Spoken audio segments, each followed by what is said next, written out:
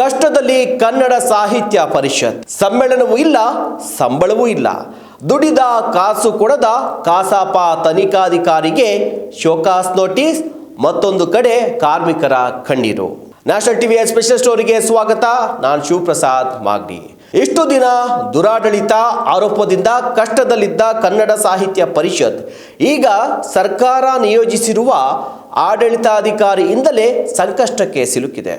ಕಳೆದ 4 ವರ್ಷಗಳಿಂದ ಆರೋಪ ಪ್ರತ್ಯಾರೋಪಗಳ ಕ್ಷಿಪಣಿ ದಾಳಿ ವಿನಿಮಯವಾಗ್ತಾ ಇದ್ರೂ ಕೂಡ ಒಂದಷ್ಟು ಸಾಹಿತ್ಯ ಚಟುವಟಿಕೆಗಳು ಮತ್ತು ಆಡಳಿತಾತ್ಮಕ ಕೆಲಸಗಳು ನಡೀತಾ ಇದ್ವು. ಆದರೆ ಸರ್ಕಾರದ ಮಧ್ಯಪ್ರವೇಶ, ಅದರಲ್ಲೂ ಕೂಡ ಆಡಳಿತಾಧಿಕಾರಿ ನಿಯೋಜನೆ ನಂತರ ಕನ್ನಡ ಸಾಹಿತ್ಯ ಪರಿಷತ್ ನಿಜಕ್ಕೂ ಕಷ್ಟಗಳ ಕಸದ ಗುಂಡಿಯಾಗಿದೆ. ಪರಿಷತ್ತಿನಲ್ಲಿ ಕನ್ನಡ ಕಟ್ಟಿ ಬೆಳೆಸಲು ಕೋಟಿ ರು ಕಾಸಿದ್ರೂ ಯಾವುದೇ ಪ್ರಯೋಜನ ಮಾತ್ರ ಆಗ್ತಾ ಇಲ್ಲ. ಕನ್ನಡಕ್ಕಾಗಿ ನಿತ್ಯ ದುಡಿಯುತ್ತಿರುವ ಪರಿಷತ್ತಿನ ನೂರಾರು ಸಿಬ್ಬಂದಿಗೆ 4 ತಿಂಗಳುಗಳಿಂದ ನಯಾ ಪೈಸೆ ಸಂಬಳವನ್ನ ನೀಡದ ಸರ್ಕಾರದ ಆಡಳಿತಾಧಿಕಾರಿಗಳು ಸತಾಯಿಸ್ತಾ ಇರುವಂಥದ್ದು ಈಗ ಸಾಕಷ್ಟು ಟೀಕೆಗೆ ಗುರಿಯಾಗಿದೆ. ಇದರಿಂದ ಕನ್ನಡದ ಕೆಲಸದ ಜೊತೆಗೆ ಬದುಕು ಬೆಳೆಸಿಕೊಂಡಿರುವಂತಹ ನೂರಾರು ನೌಕರರ ನೋವು ಹೇಳತೀರದಂತಾಗಿದೆ. 3 ದಶಕಗಳಿಂದ ದುಡಿಯುತ್ತಿರುವ ನೂರಾರು ನೌಕರರು ಇನ್ನೇನು ಕಾಯಂ ಮಾಡಲಾಗುತ್ತದೆ ಅನ್ನುವಂಥ ಸೂಚನೆ ಸಿಗುತ್ತಿರುವಂತಹ ವೇಳೆಯೇ ದುಡಿದಿರುವಂತಹ ಕೂಲಿನೂ ಕೂಡ ಸಿಗ್ತಾ ಇಲ್ಲ ಅಂತ ಕಣ್ಣೀರಿಡ್ತಾ ಇದ್ದಾರೆ. ಅಷ್ಟಕ್ಕೂ ಪರಿಷತ್ತಿನಲ್ಲಿ ದುಡಿಯುತ್ತಿರುವ ಈ ಕನ್ನಡದ ಕಾರ್ಮಿಕರಲ್ಲಿ ಬಹುತೇಕರು ಹೆಣ್ಣು ಮಕ್ಕಳೇ. ಆದರೂ ಸರ್ಕಾರದ ಆಡಳಿತಾಧಿಕಾರಿಗಳು ಕೋರ್ಟ್ ಕಡೆ ಕೈ ತೋರಿಸಿ ಸಂಬಳಕ್ಕೆ ಕೊಕ್ಕೆ ಹಾಕಿದ್ದಾರೆ ಅಂತ ನೌಕರರು ಆರೋಪಿಸಿದ್ದಾರೆ. ಈ ವಿಚಾರ ಸದ್ಯ ರಾಜ್ಯ ಲೋಕಾಯುಕ್ತ ನ್ಯಾಯಾಲಯದ ಮೆಟ್ಟಿಲೇರಿದ್ದು, ಲೋಕಾಯುಕ್ತರಿಂದ ಕಸಾಪ ಆಡಳಿತ ಅಧಿಕಾರಿಗೆ ನೋಟಿಸ್ ಜಾರಿಯಾಗಿದೆ. ಈ ವಿಚಾರ ರಾಜ್ಯಪಾಲರವರೆಗೂ ತಲುಪಿದ್ದು ಅವರಿಂದಲೂ ವರದಿ ಕೇಳುವ ಸಾಧ್ಯತೆ ಇದೆ ಅಂತ ಮೂಲಗಳು ತಿಳಿಸಿವೆ. ಇಲ್ಲಿ ಕಾರ್ಮಿಕರ ಪರಿಸ್ಥಿತಿಯೇ ಹೀಗಿರುವಾಗ ಇನ್ನು ಪರಿಷತ್ತಿನಲ್ಲಿ ನಡೆಯುತ್ತಿದ್ದ ಕನ್ನಡ ಸಾಹಿತ್ಯಕ್ಕೆ ಸಂಬಂಧಿಸಿದಂತಹ ಎಲ್ಲ ಚಟುವಟಿಕೆಗಳು ಸಂಪೂರ್ಣ ಸ್ತಬ್ಧವಾಗಿವೆ. ಹೀಗಾಗಿ 67 ವರ್ಷಗಳ ನಂತರ ಬಳ್ಳಾರಿಯಲ್ಲಿ ನಡೆಯಬೇಕಿದ್ದ 88ನೇ ಅಖಿಲ ಭಾರತ ಕನ್ನಡ ಸಮ್ಮೇಳನಕ್ಕೆ ಕಾಸಿದ್ದರೂ ಖರ್ಚು ಮಾಡಲಾಗದ ಆಡಳಿತಾಧಿಕಾರ ತಂದಿಟ್ಟ ಕತ್ತಲೆಯಲ್ಲಿ ಮುಳುಗುವಂತಾಗಿದೆ ಎನ್ನುತ್ತಾರೆ ಕನ್ನಡ ಸಾಹಿತ್ಯದ ಹಿರಿಯ ಸಾಹಿತಿಗಳು. ಈ ಬಗ್ಗೆ ಕನ್ನಡ ಸಂಸ್ಕೃತಿ ಸಚಿವರು ಕೂಡಲೇ ಮಧ್ಯಪ್ರವೇಶ ಮಾಡಿ ಸಮಸ್ಯೆ ಬಗೆಹರಿಸಿ ಕಾರ್ಮಿಕರ ಕಣ್ಣೊರೆಸಬೇಕು ಅಂತ ಒತ್ತಾಯಿಸಿದ್ದಾರೆ.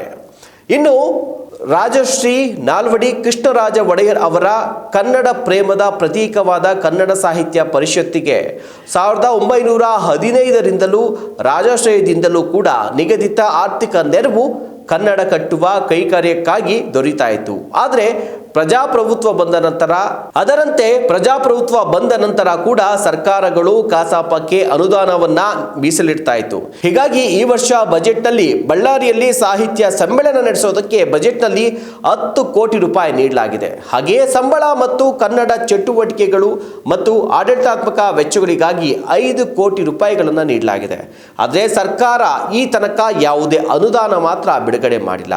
ಆಡಳಿತಾತ್ಮಕ ವೆಚ್ಚಕ್ಕಾಗಲಿ ಕನ್ನಡ ಕಾರ್ಮಿಕರ ವೇತನಕ್ಕಾಗಲಿ ನೀಡಬೇಕಿದ್ದ ಚೂರುಪಾರು ಹಣ ಬಿಡುಗಡೆ ಆದರೂ ಅಧಿಕಾರಿಗಳು ಅದಕ್ಕೆ ಅಡ್ಡಲಾಗಿದ್ದಾರೆ. ಇದಕ್ಕೆ ಕಸಾಪ ಚಟುವಟಿಕೆಗಳ ತನಿಖಾ ಪ್ರಕರಣವನ್ನ ಅಡ್ಡ ನೀಡ್ತಾ ಇದ್ದಾರೆ. ಅಂದರೆ ಪರಿಷತ್ತಿನಲ್ಲಿ 5 ತಿಂಗಳ ಹಿಂದೆ ಅಕ್ರಮ ಸ್ವಜನ ಪಕ್ಷಪಾತದ ಆರೋಪ ಪ್ರತ್ಯಾರೋಪ ವಿಪರೀತಕ್ಕೆ ಹೋಗಿ ಸರ್ಕಾರ ಪರಿಷತ್ತಿಗೆ ಆಡಳಿತ ಅಧಿಕಾರಿಯನ್ನ ನೇಮಕ ಮಾಡಿತ್ತು. ಈ ವಿಚಾರ ಹೈಕೋರ್ಟ್ ಮೆಟ್ಟಿಲೇರಿದ್ದು, ನೌಕರರ ವೇತನ ಸ್ಥಗಿತಕ್ಕೆ ಸರ್ಕಾರವಾಗಲಿ ಹೈಕೋರ್ಟ್ ಆಗಲಿ ಅಥವಾ ಯಾವುದೇ ತನಿಖೆ ಸಂಸ್ಥೆಯಾಗಲಿ ಸೂಚನೆ ನೀಡಿಲ್ಲ, ಆದೇಶವನ್ನು ಕೂಡ ಮಾಡಿಲ್ಲ. ಆದರೆ ಅಧಿಕಾರಿಗಳು ಯಾವ ಉದ್ದೇಶಕ್ಕಾಗಿ ನೌಕರರಿಗೆ ವೇತನವನ್ನು ನೀಡದೆ ಕಾಯಿಸ್ತಾ ಇದ್ದಾರೆ ಅನ್ನುವಂಥ ಪ್ರಶ್ನೆಯನ್ನ ಹಿರಿಯ ಹೋರಾಟಗಾರರು ಮಾಡ್ತಾ ಇದ್ದಾರೆ. ಇನ್ನು ಕನ್ನಡ ಸಾಹಿತ್ಯ ಪರಿಷತ್ತಿನ ಕಾರ್ಯಕಾರಿ ಸಮಿತಿಯಲ್ಲಿ ಕನ್ನಡ ಸಂಸ್ಕೃತಿ ಇಲಾಖೆ ನಿರ್ದೇಶಕರು ಪದನಿಮಿತ್ತ ಸದಸ್ಯರಾಗಿ ಕಾರ್ಯವನ್ನು ನಿರ್ವಹಿಸ್ತಾ ಇರ್ತಾರೆ. ಈ ಹಿಂದೆ IAS ಅಧಿಕಾರಿ ರಂಗಪ್ಪ ಅವರಿದ್ದಾಗ ಪರಿಷತ್ ಸಭೆಗಳಲ್ಲಿ ಭಾಗವಹಿಸ್ತಾ ಇದ್ರು, ಪರಿಷತ್ತಿನ ಕಾರ್ಯಚಟುವಟಿಕೆಗಳಲ್ಲಿ ಪಾಲ್ಗೊಳ್ತಾ ಇದ್ರು. ಇದರಿಂದ ಅವರಿಗೆ ಪರಿಷತ್ ಹಾಗೂ ಅಲ್ಲಿನ ನೌಕರರ ಸಮಸ್ಯೆ ತಿಳಿತಾ ಇತ್ತು. ಆದರೆ ಕಳೆದ 1.5 ವರ್ಷಗಳಿಂದ ಇಲಾಖೆ ಯಾವುದೇ ಅಧಿಕಾರಿಗಳು ಪರಿಷತ್ನ ಕಡೆ ತಲೆ ಹಾಕ್ತಾ ಇಲ್ಲ. ಹೀಗಾಗಿ ಅಕ್ರಮಗಳು ಹೆಚ್ಚಾಗಿವೆ. ಕಾರ್ಮಿಕರ ಕಷ್ಟಗಳು ಹೆಚ್ಚಾಗಿವೆ. ಹೀಗಾಗಿ ಸದ್ಯ ನಮಗೆ ಆಡಳಿತ ಸರಿಪಡಿಸಲು ಮತ್ತು ತನಿಖೆ ಮಾಡಲು ಬಂದಿರುವ ಅಧಿಕಾರಿಗಳಿಗೆ ಪರಿಷತ್ಗೆ ಕಂಟಕವಾಗಿದ್ದಾರೆ. ಇದರಿಂದ ಸಂಬಳ ಕೂಡ ಆಗ್ತಾ ಇಲ್ಲ ಅಂತೇಳಿ ಕಲಾವಿದರು ತಮ್ಮ ಅಳಲನ್ನು ತೋಡ್ಕೊಳ್ತಾ ಇದ್ದಾರೆ. ನಮ್ಮ ಉದ್ದೇಶ ಕೂಡ ಇಷ್ಟೇ, ಆದಷ್ಟು ಬೇಗ ಇಲ್ಲಾಗಿರುವಂಥ ಸಮಸ್ಯೆಗಳು ಬಗೆಹರಿಲಿ. ಬಂದಿರುವಂಥ ಆಡಳಿತ ಅಧಿಕಾರಿಗಳು ಸಮರ್ಪಕವಾದಂಥ ತಮ್ಮ ಮೇಲೆ ಬಂದಿರುವಂಥ ಒಂದಷ್ಟು ಆರೋಪಗಳು ಕೂಡ ಇದೆ, ತನಿಖೆ ಕೂಡ ನಡೀತಾ ಇದೆ. ಹೀಗಾಗಿ ಸರ್ಕಾರ, ಕನ್ನಡ ಮತ್ತು ಸಂಸ್ಕೃತಿ ಇಲಾಖೆ ಇದಕ್ಕೆ ಸಂಬಂಧಪಟ್ಟಂತೆ ಕಾರ್ಮಿಕರಿಗೆ ಸಮಸ್ಯೆ ಆಗದಂಥ ರೀತಿಯಲ್ಲಿ, ಜೊತೆಗೆ ಈ ಒಂದು ಕನ್ನಡ ಕಟ್ಟುವಂಥ ಈ ಒಂದು ಸಂಸ್ಥೆಯಲ್ಲೇ ಭ್ರಷ್ಟಾಚಾರ ನಡೆಯದಂಥ ರೀತಿಯಲ್ಲಿ ಒಂದಷ್ಟು ಭದ್ರತೆಯನ್ನು, ಬಿಗಿಯನ್ನು ಮಾಡಬೇಕು ಅನ್ನುವಂಥದ್ದು, ಜೊತೆಗೆ ಕಲಾವಿದರಿಗೆ ಕೂಡಲೇ ಸಂಬಳಗಳಾಗಬೇಕು, ಸಿಬ್ಬಂದಿಗೂ ಕೂಡ ಸಂಬಳ ಆಗಬೇಕು ಅನ್ನುವಂಥದ್ದೇ ನಮ್ಮ ಒತ್ತಾಯ ಕೂಡ. ನಮಸ್ಕಾರ.